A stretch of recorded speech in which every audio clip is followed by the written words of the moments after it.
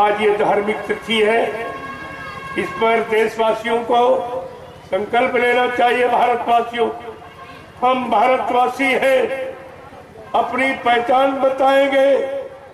भारतवर्ष में रहने वाले लोगों की पहचान है हमारी वेशभूषा। सारे देश में पहचान वेशभूषा ही, लेकिन तुम भारत में रहते हो, अपने आप को भारतीय कहलाने का अधिकारी नहीं हो, क्योंकि तुम्हारी वेशभूषा विदेशी। ये पैंट पतलू में अंग्रेजों की पोशाक, अंग्रेज चले गए, अंग्रेजियत छोड़ गए, जिसे तुम अभी तक मिटा नहीं पाए, छोड़ नहीं पाए।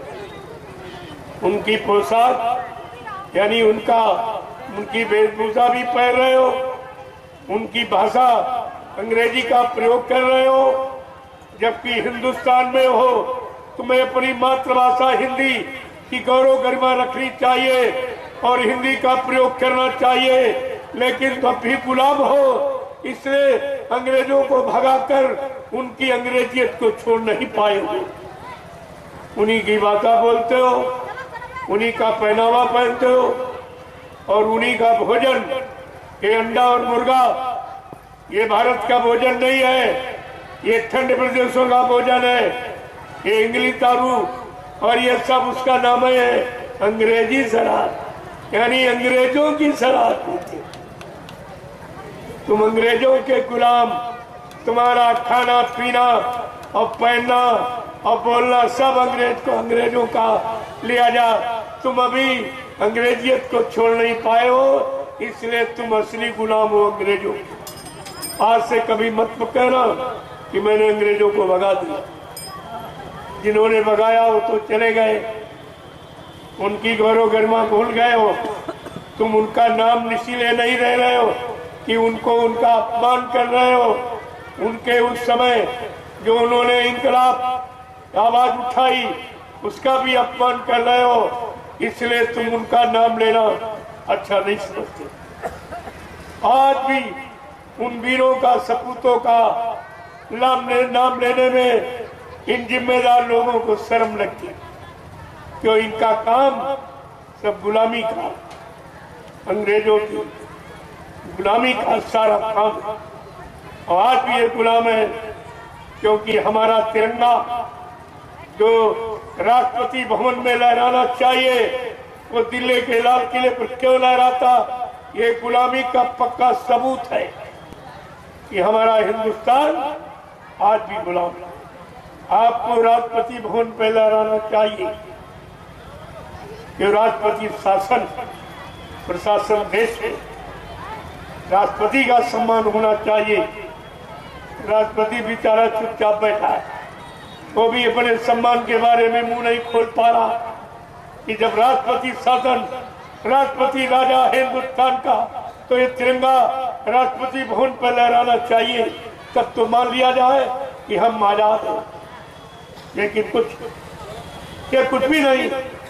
अरे हजारों बातें वो मैं करना नहीं चाहता हूँ, लेकिन आगे आने समय में वो सब आपके सामने आके खड़ी हो जाए। सब प्रयास कर रहे हैं, ऐसा नहीं, अपने अपने तौर तरीके से सभी प्रचार कर रहे हैं, जानकारी दे रहे हैं, लेकिन मेरा तरीका सबसे अलग है और वो पूर्ण सच्चाई का। क्योंकि कलयुग में लिखा है धर्मशास्त्रों में, कलयुगे संगे शक्ति, कलयुग में संग संगठन ही शक्ति है।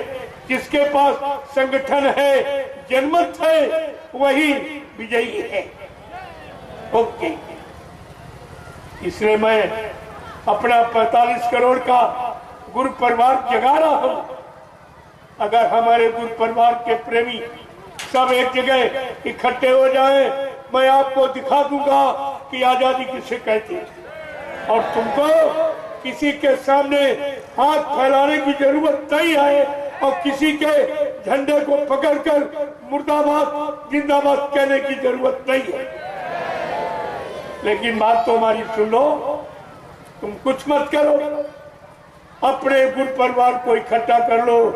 तुम्हारा गुरु परिवार 45 करोड़ का, इतना जनमत न किसी राजनीति नेता पार्टी के पास, न किसी धार्मिक मिशन के पास।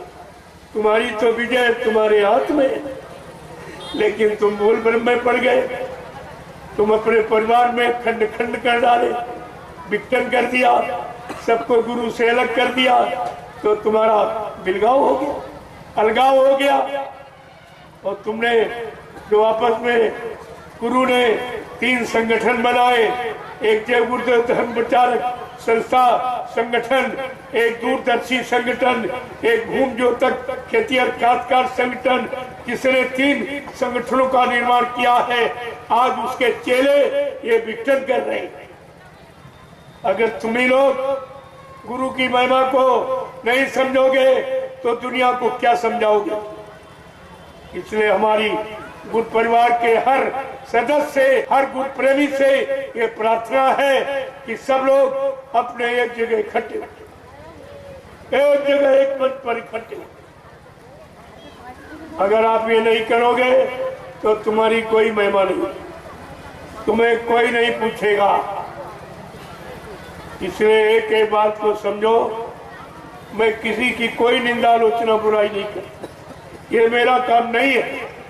ये संत महात्माओं ने कभी निंदा आलोचना बुराई का काम किया नहीं, सबको सही सच्चे रास्ते पर खड़ा करने का प्रयास किया और अच्छी सच्ची बात सबके दिलों में पहुंचाई और सबको नेक भला यानी चरित्रवान और ईमानदार बनाने की योजना उन्होंने बनाई।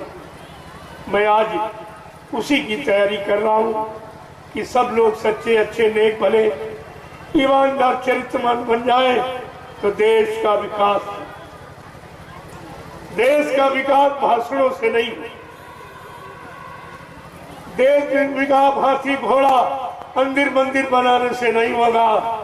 देश का विकास होगा जनता की खुशहाली और जनता की सुख शांति की नीति बनाने में, भूमिका व्यवस्था बनाने में देश का विकास। लेकिन ये मंदिर बना दो, मस्जिद बना दो, इनको बिगाड़ दो, इनको गिरा दो, ये सब ये विकास की जड़ है कि विनाश की। ये जड़ से विकास होगा कि चेतन से? अरे मुर्दा विकास करेगा कि जिंदा? क्या ये पत्थर पत्थर खड़ा करने से विकास हो जाएगा? तुम चेतन होते, तुम खड़े हुए नहीं विकास कर पाए, अब तुम जड़ का सहारा ले रहे हो कि मंदिर खड़ा कर दे, मस्जिद खड़ा कर दे, पत्थर खड़ा कर दे, तो क्या विकास हो जाएगा? इससे तो देश में महंगाई और बढ़ जाएगी। ये खर्चा कहां से आएगा? ये तो कहीं से निकलेगा नहीं। जो निकलेगा वो लोग खा जाएंगे जो व्यवस्था बना रहे।